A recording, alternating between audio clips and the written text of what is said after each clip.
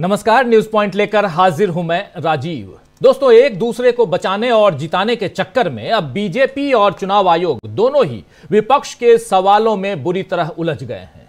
महाराष्ट्र में बड़ी जीत हासिल करने के बाद भी बीजेपी सत्ता बचाने के लिए जूझती हुई दिखाई दे रही है।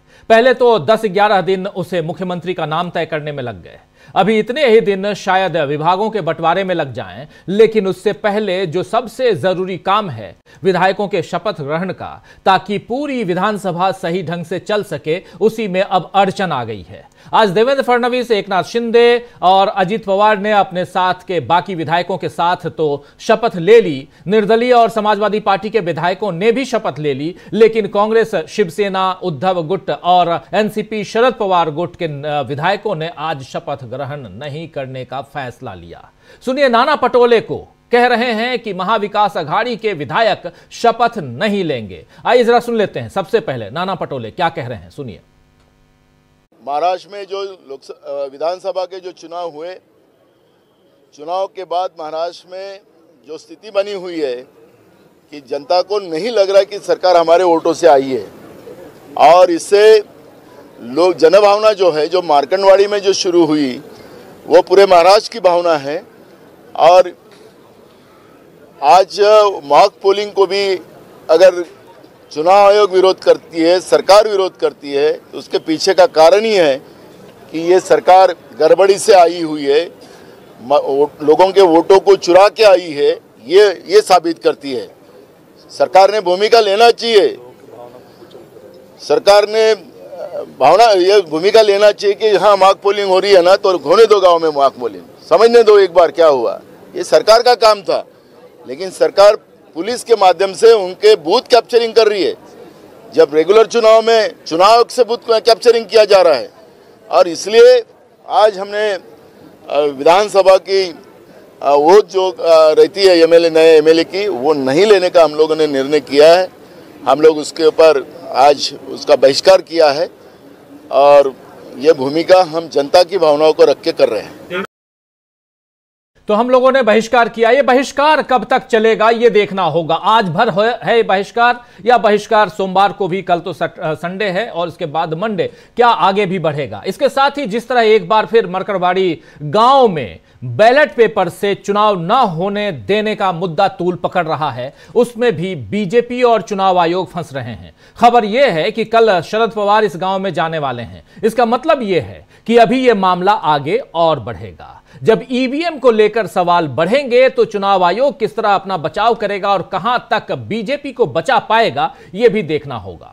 महाराष्ट्र का मामला बीजेपी से संभाले नहीं संभल रहा है, और अब दिल्ली में संसद सत्र के दौरान ही बीजेपी पर घेराबंदी बढ़ती जा रही है। बीजेपी अब तक अडानी के मुद्दे पर विपक्ष को जवाब नहीं दे पाई है, और अब किसानों ने दिल्ली कूच करने का ऐलान कर दिया है। जी हां, किसानों की बात इसलिए कर रहा हूं क्योंकि किसान अब तक धीरज के साथ शांतिपूर्ण सरकार के जवाब का इंतजार कर रहे थे, और किसानों ने यह कह दिया है कि अब वो दिल्ली की तरफ बढ़कर रहेंगे, क्योंकि दिल्ली से बुलावा नहीं आ रहा है। वो चाहते हैं कि यहां दिल्ली में जो कृषि मंत्री बैठे हुए हैं शिवराज सिंह चौहान, वो उनसे बातें करें, उनके मसले को समझें, एमएसपी सहित तमाम मुद्दों को सुलझाएं, लेकिन यहां ऐसा नहीं हो रहा है। आइए सुनते हैं पंडेर ने क्या कुछ कहा है, किसान नेता, और यहां से क्या किसान आगे बढ़ पाएंगे ये भी देखना होगा। कल का दिन बहुत महत्वपूर्ण होगा किसानों के मुद्दे पे। आइए जरा सुन लेते हैं पंडेर को। छोड़ दी, पैदल जाते किसानों के ऊपर इस तरह का जुल्म क्यों किया जा रहा है? उस गुस्से को रिलीफ करने के लिए झूठी बूटी बात पे एमएसपी पे फसल खरीद, एमएसपी देंगे, एमएसपी निश्चित करने की हमारी मांग नहीं है, पर एमएसपी का अकेला ऐलान करते हो। आप एमएसपी के ऊपर मंडी में फसलों की खरीद नहीं करते हो, वो खरीद कराने का हमारा मुद्दा है। देश को गुमराह शिवराज चौहान जी को नहीं करना चाहिए। पहले उन्होंने बोल दिया कि हम फसलों की आधी खरीद करते, आधी एमएसपी दे रहे हैं, तो आपने मान तो लिया। पहले तो एमएसपी का मतलब न्यूनतम समर्थन मूल्य, न्यूनतम तो हमें दे रहे हैं, न्यूनतम से भी अगर 50% में खरीद रहे हैं तो आपने हमारी बात मान ली कि हम पूरा मूल्य नहीं दे रहे हैं। यही हमारी मांग है। दूसरा, अब सारी पोजीशन का जायजा लेते हुए कल 101 का जत्था 12 बजे दोनों फोरमों की ओर से रवाना होगा। हमारा जो अनशन है, जो उधर अमर अनशन है, वो 12वें दिन में दाखिल हो गया। मोर्चा 299 दिन में दाखिल हो गया। हाँ, अब कल 300 दिन हो जाएगा जब जत्था हम लोग भेजेंगे।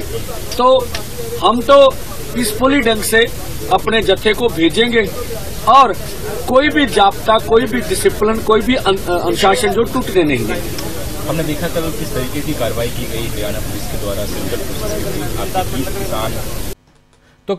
तो किसान नेता पंडेर को भी आप सुन रहे थे। इधर बीजेपी का जो सबसे बड़ा डर है यानी राहुल गांधी, उन्होंने एक नया मामला जनता के सामने रख दिया है, जिसमें फिर साबित हुआ है कि बीजेपी किस तरह अरबपतियों का तो ख्याल रखती है लेकिन आम जनता की जेब पर डाका डालती है। आइए जरा देख लीजिए राहुल गांधी के इस ट्वीट को, इससे आपको समझ में आ जाएगा कि राहुल गांधी यहां कह क्या रहे हैं। राहुल गांधी लिख रहे हैं कि पूंजीपतियों को छूट और आम लोगों से लूट का एक और उदाहरण देखिए। एक तरफ कॉर्पोरेट टैक्स के मुकाबले इनकम टैक्स लगातार बढ़ रहा है, दूसरी तरफ मोदी सरकार गब्बर सिंह टैक्स से और ज्यादा वसूली की तैयारी कर रही है। गब्बर सिंह टैक्स मतलब जीएसटी। सुनने में आ रहा है कि जीएसटी से लगातार बढ़ती वसूली के बीच सरकार एक नया टैक्स स्लैब पेश करने जा रही है। आपकी जरूरत की चीजों पर जीएसटी बढ़ाने की योजना है। जरा सोचिए, अभी शादियों का सीजन चल रहा है, लोग कब से पाई पाई जोड़कर पैसे इकट्ठा कर रहे होंगे और सरकार इसी बीच 1500 से ऊपर के कपड़ों पर जीएसटी 12% से बढ़ाकर 18% करने जा रही है। यह घोर अन्याय है। अरबपतियों को टैक्स में छूट देने और उनके बड़े से बड़े कर्ज माफ करने के लिए गरीब और मध्यम वर्गीय परिवारों की मेहनत की कमाई को टैक्स द्वारा लूटा जा रहा है। हमारी लड़ाई इसी अन्याय के खिलाफ है। आम लोगों पर पड़ रही टैक्स की मार के खिलाफ हम मजबूती से आवाज उठाएंगे और इस लूट को रोकने के लिए सरकार पर दबाव बनाएंगे। यह कह रहे हैं राहुल गांधी। बहुत महत्वपूर्ण बात यहां पर कि जीएसटी के स्लैब में यहां पर परिवर्तन ही नहीं बल्कि एक नए स्लैब को जोड़ा जा रहा है। इस ट्वीट में राहुल गांधी ने बताया है कि जीएसटी, जिसे वो गब्बर सिंह टैक्स कहते हैं, किस तरह डाकू की तरह जनता को लूट रहा है और उस पर मोदी सरकार का दावा है कि वो जनता के हित में काम कर रही है, उसे राहत नहीं दे रही है। यह सबसे बड़ी बात। बीजेपी के खिलाफ विपक्ष की यह मोर्चाबंदी क्या नई शक्ल ले सकती है? यह सवाल भी अब सियासी गलियारों में उठ रहे हैं, क्योंकि इंडिया गठबंधन का नेतृत्व कौन करे, इस पर नए विकल्प सामने आ रहे हैं। ये आप अरबपति मालामाल जनता बेहाल क्यों, ये कांग्रेस पार्टी ने और उसके जरिए राजस्व की क्या प्राप्तियां हैं, ये सब यहां पर आप देख रहे हैं स्क्रीन पर, और इसके जरिए राहुल गांधी अपनी बात रख रहे थे। लेकिन दूसरी तरफ इंडिया गठबंधन की बात करूं कि इंडिया गठबंधन का नेतृत्व कौन करे, इस पर अब नए विकल्प सामने आ रहे हैं। दरअसल ममता बनर्जी ने कांग्रेस से बेहतर नेतृत्व का दावा किया है। बीजेपी इस मामले को इंडिया गठबंधन में फूट की तरह पेश कर रही है और पेश करने में लगी हुई है, मगर यहां फिर से उसके साथ खेल हो सकता है। इसका एहसास उसे शायद नहीं है। चर्चा है कि अगर ममता बनर्जी इंडिया गठबंधन का नेतृत्व संभालती हैं तो फिर नए समीकरण बन सकते हैं। नीतीश कुमार जैसे नेताओं को फिर से साथ लिया जा सकता है, यानी वो इंडिया गठबंधन में आ सकते हैं। वैसे भी महाराष्ट्र में जिस तरह एकनाथ शिंदे को बीजेपी ने किनारे लगा दिया है, उसके बाद नीतीश कुमार की कुर्सी भी खतरे में दिख रही है, और कुर्सी बचाने के लिए नीतीश अगर महागठबंधन के साथ आ गए तो क्या मोदी अपनी कुर्सी बचा पाएंगे? यह बड़ा सवाल है। खैर, ममता बनर्जी के मामले में आज सुप्रिया सुले ने एक प्रेस कॉन्फ्रेंस की थी, और उस प्रेस कॉन्फ्रेंस में ममता बनर्जी, उन्होंने प्रेस कॉन्फ्रेंस बहुत सारे मामलों को लेकर की थी, लेकिन ममता बनर्जी के मामले में पूछे गए सवालों पर उन्होंने खुलकर अपनी बात रखी है।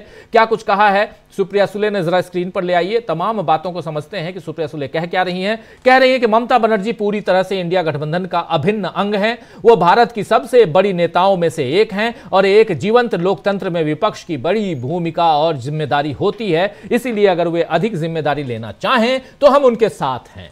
यानी अगर ज्यादा जिम्मेदारी लेना चाहती हैं ममता बनर्जी तो खुलकर आप ज्यादा जिम्मेदारी लीजिए और हम आपके साथ हैं, ये सुप्रिया सुले कह रही हैं। इसी तरह इंडिया गठबंधन के दूसरे दलों, घटक दलों के नेताओं ने भी, जैसे समाजवादी पार्टी के नेता अखिलेश यादव ने भी कहा है, ये बातें कही गई हैं। आरजेडी की तरफ से भी बातें रखी गई हैं जिसमें लालू प्रसाद यादव की चर्चा है। तो ये सब कुछ है, और इन सब में एक सबसे बड़ी बात कि इंडिया गठबंधन का स्वरूप आगे चलकर क्या होगा। क्या इंडिया गठबंधन का नेतृत्व ममता बनर्जी संभालेंगी या उसका नेतृत्व इधर मल्लिकार्जुन खड़गे अभी जो संभाल रहे हैं वही संभालेंगे या राहुल गांधी संभालेंगे, ये तो समय के गर्त में है। लेकिन उससे पहले समय के साथ जो चीजें चल रही हैं उसमें जो बातें आज आ चुकी हैं, जो इतिहास में तब्दील होने लगी हैं, वो है कि इंडिया गठबंधन यानी महाविकास अघाड़ी के नेताओं का शपथ लेने से मना करना, यानी विधायक अगर शपथ नहीं लेंगे तो सियासत किस करवट बैठने वाली है। यह बहुत बड़ी बात है। आइए इन तमाम मसलों पर क्या